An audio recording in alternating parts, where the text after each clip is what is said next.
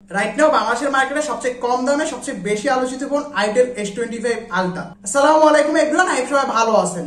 মাত্র 19,990 টাকার ফোনে আপনি পাবেন curve display, AMOLED panel with in display fingerprint. So যারা অনেকদিন ধরে একটা কম দামের অফিসিয়াল ফোনের ভিতরে আপনারা curve display, AMOLED panel with in display fingerprint চাচ্ছিলেন, সো তাদের জন্য এই ফোনটা আসলে একটা বেস্ট অপশন। ডিসপ্লে সাইজ 6.78 ইঞ্চি এবং রিফ্রেশ রেট থাকছে 120 হার্টজ। 120 হার্টজ থাকাতে আপনি ভালো গেমিংও করতে পারবেন এবং সুন্দরভাবে এবং মাল্টিটাস্কিংটাও খুব ভালোভাবে করতে পারবেন। যদিও আপনি 120 হার্টজ ডিসপ্লেটা ম্যাক্সিমাম জায়গাতে পাবেন না, তবে 90 হার্টজটা আপনি অ্যাটলিস্ট আপনি পেয়ে যাবেন। সো এটা নিয়ে আসলে প্যারা নিতে হবে না। এর বাইরে আপনার পিক ব্রাইটনেস থাকছে আপনার 1400 নিটস পিক ব্রাইটনেস থাকার জন্য আপনি আউটডোর ইনডোর সব জায়গাতে খুব সুন্দরভাবে ইউজ করতে পারবেন।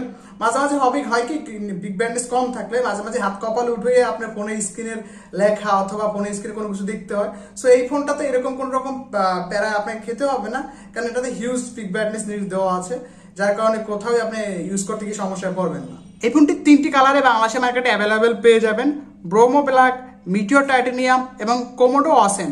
ডিসপ্লে রেগুলেশন থাকছে 1080x2436 পিক্সেল এবং এর পাশাপাশি পিপিআই পাচ্ছেন আপনি 393 পিপিআই এবং ফুল এইচডি প্লাস থাকাতে আপনি যখন কোনো হাই গ্রাফিক্স মুভি দেখবেন অথবা আপনি কোনো ভালো কোনো গেমিং করবেন, তো তখন একটা একুইটলি ফিল পাবেন, যেটা আপনাকে একটা ভালো ফিল দিবে। ইনস্ট্যান্ট অ্যান্ড্রয়েড ভার্সন পেয়ে যাবেন 14 এবং আইটেল অপারেটিং সিস্টেম পাবেন 14.5 এবং এরপর আরো দুইটা আপডেট পাবেন 15 এবং 16।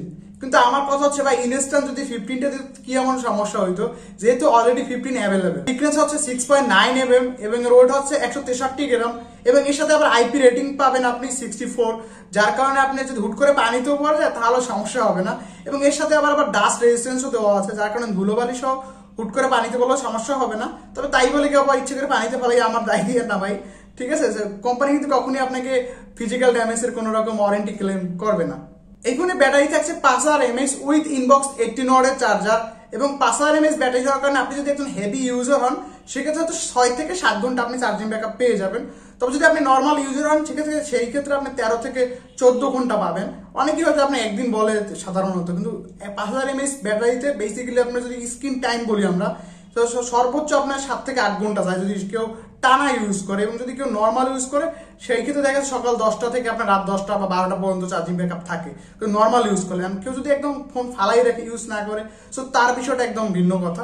আছে না যে আপনি জাস্ট টুকটাক আপনি কথা বললেন, টুকটাক 1 ঘন্টা আধা ঘন্টা এরকম আপনি ইউটিউব দেখলেন, সো এই ধরনের ইউজারদের জন্য হয়তো 13 থেকে 14 ঘন্টা চার্জিং ব্যাকআপ থাকবে।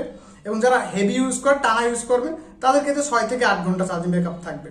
এবং 18 ওয়াটের চার্জার হওয়ার কারণে আপনি সর্বোচ্চ আপনার 1 ঘন্টা 30 মিনিট থেকে 1 ঘন্টা 40 মিনিট পর্যন্ত আপনার ফুল চার্জ হতে লাগে। এই ফোনের রিয়ার ক্যামেরাতে আপনি 5টি অপশন পাবেন, যার 5টিতেই কাজ করে। কারণ অনেক সময় দেখা যায় যে অনেক কোম্পানি আপনি অনেকগুলো অপশন দিয়ে রাখে, তার ভিতরে দেখা যাচ্ছে 2-1টাই কাজ করে না। সো এই ক্ষেত্রে আইটেল ব্যতিক্রম, এখানে 5টি অপশন দিয়েছে যার 5টিতেই কাজ করে। মেইন ক্যামেরাতে থাকছে আপনি 50 মেগাপিক্সেল এবং তার সাথে ম্যাক্রো লেন্স থাকছে যেটা 2 মেগাপিক্সেল এবং এর পাশেই পাবেন আপনি নোটিফিকেশন লাইট এবং এরপর পাবেন আপনি আইআর রিমোট এবং লাস্টে যেটা থাকছে এটা এলইডি ফ্ল্যাশ।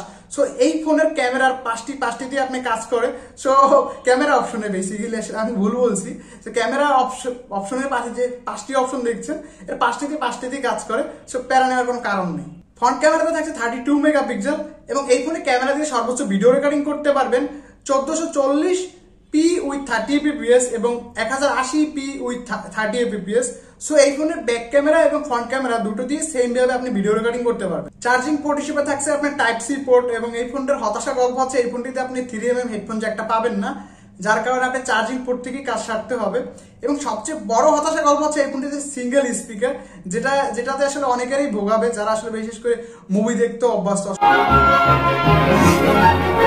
তাদের এই ব্যাপারটা অনেক বেশি ভোগাবে। কারণ যখন অ্যামোলেড ডিসপ্লের সাথে যখন ডুয়েল স্পিকারটা থাকে না, তখন এই ব্যাপারটা আসলে ওইভাবে ফিলটা পাওয়া যায় না। সো এখানে আমি বলবো যে আইটেল অন্তত ডুয়েল স্পিকারটা দেওয়া উচিত ছিল, কিন্তু আইটেল এত কিছু দিয়েছে এই বাজেটের ভিতরে, সো ডুয়েল স্পিকারটা তারা দিতে পারতো। এখন এই প্রসেসর পেয়ে যাবেন ইউনি এসএসসি T620, যার ক্লক স্পিড আছে 2.2 GHz এবং যেটি 12 ন্যানোমিটার একটি প্রসেসর। এবং এই প্রসেসরটি একদমই একটি নতুন প্রসেসর এবং এই প্রসেসর যদি আপনি পারফরমেন্সের কথা চিন্তা করেন, Z85, Z88 এবং Z90 অনের আশেপাশে পারফরমেন্সটা পাবেন। যদিও ম্যাক্সিমাম আপনার রিভিউয়ার আপনার 99 এর সাথে কম্পেয়ার করে, তবে আপনার সর্বোচ্চ এক্সপেকটেশন রাখতে হবে Z88 এবং Z90 অনের আশেপাশে। এর বেশি আসলে এক্সপেকটেশন রাখলে আপনি হয়তো পস্তাতে থাকতে পারে, কারণ এটা একটা নতুন প্রসেসর এবং বেঞ্চমার্কের উপরে আসলে সবকিছু আসলে কম্পেয়ার করা যায় না, কারণ আপনি এটা যে পারফরমেন্স বেসিক্যালি চিন্তা করেন, এটা দিয়ে আপনি মাল্টিটাস্কিং এর যে কোনো কাজ করতে পারবেন, পাশাপাশি আপনি হয়তো ছোটখাটো টুকটাক গেমিং গুলো করতে পারবেন, হয়তো ফ্রি ফায়ার পাবজিও খেলতে পারবেন নর্মাল মোডে। এর বেশি আসলে এটা দিয়ে পারফরমেন্স করতে পারবেন না। আর এটা দিয়ে আশা করি আপনার এটার যে কাস্টমার বেস, এরা আসলে এর বেশি আসলে এক্সপেকটেশনও করে না। এই ফোনটা আসলে এই প্রসেসরটা বা এই ফোনটা যাই বলি না কেন, এটা আসলে যারা বিশেষ করে মাল্টিমিডিয়া বেশি ইউজ করে বা ডেইলি ইউজের কাজগুলো খুব অনায়াসই করতে পারবেন। আর আরেকটা বিষয় হচ্ছে ভাই, এই ফোনটা বেসিক্যালি কোম্পানির টার্গেট কাস্টমার হচ্ছে আপনার যারা আসলে regular user, just normal user, তাদের জন্য একটা প্রিমিয়াম ফিল দেওয়ার জন্য। যারা গেমার বেসিক্যালি তাদেরকে টার্গেট করে এই ফোনটা আসলে কোম্পানি বানায় নেয়। এই ফোনটা জাস্ট যারা আসলে একটা প্রিমিয়াম ফিল পেতে চায়, অল্প বাজেটের ভিতরে একটু ভালো ভিডিওগ্রাফি করতে চায়, ভিডিও দেখতে চায়, জাস্ট এই ফোনটা তাদের জন্য আমি রিকমেন্ড করবো। যারা গেমার তাদের জন্য এই ফোনটা আমি রিকমেন্ড করবো না। তবে আপনি যদি গেম খেলতে চান সেক্ষেত্রে আপনি টুকটাক শখের পাশে গেমগুলো খেলতে পারবেন, প্রফেশনালি কোনো গেমিং করতে পারবেন না। এই ফোনটি বাংলাদেশের মার্কেটে জাস্ট একটি ভেরিয়েন্টে অ্যাভেলেবেল পেয়ে যাবেন 8256। এবং মজার বিষয় হচ্ছে এই ফোনটাতে স্টোরেজ টাইপ ব্যবহার করেছে UFS 2.2, যার কারণে আপনি যখন আপনি কোনো ডাটা ট্রান্সফার করবেন অথবা কোনো কিছু আদান প্রদান করবেন তখন আপনার সময় অনেকটাই কম নেবে। কারণ অনেক সময় দেখা যায় যে এরকম একটা বাজেটে ম্যাক্সিমাম ব্র্যান্ডে আপনার eMMC ইউজ করে থাকে, সেই ক্ষেত্রে UFS টাইপটা অনেকটাই বেটার। এবার যদি এই ফোনটার পার্সেসের কথা চিন্তা করি, কাদের জন্য আসলে পার্সেস করা সুইটেবল হবে এবং কাদের জন্য একটা বেস্ট ডিল হবে, এই ফোনটা তাদের জন্যই সুইটেবল এবং তার জন্যই আমি রিকমেন্ড করবো যারা আসলে জাস্ট আপনার ডেইলি ইউজের জন্য নর্মাল কাজগুলো করবে, ইউটিউবে আপনি ভিডিও দেখবে, কলে কথা বলবে, হোয়াটসঅ্যাপে চ্যাটিং করবে, এরকম কাজগুলো আপনি এটা দিয়ে খুব অনায়াসে করতে পারবেন। এবং অ্যামোলেড ডিসপ্লে হওয়ার কারণে আপনি যখন মুভি টুভি দেখবেন প্রিমিয়াম ফিল পাবেন। এবং যারা গেমিং করেন তারা আসলে হামরি আপনি এক্সপেকটেশন রাখতে পারবেন না, জাস্ট আপনি টুকটাক শখের পাশে গেমগুলো খেলতে পারবেন, বা আপনি হয়তো পাশাপাশি আপনি ফ্রি ফায়ার পাবজিগুলো হয়তো টুকটাক আপনি নর্মাল মোডে আপনি রান করতে পারবেন। এখন আপনার যদি চিন্তা থাকে যে আমি একদম হাই গ্রাফিক্সে হাই মোডে খেলবো, তাহলে এই ফোনটা ভাই আপনার জন্য না।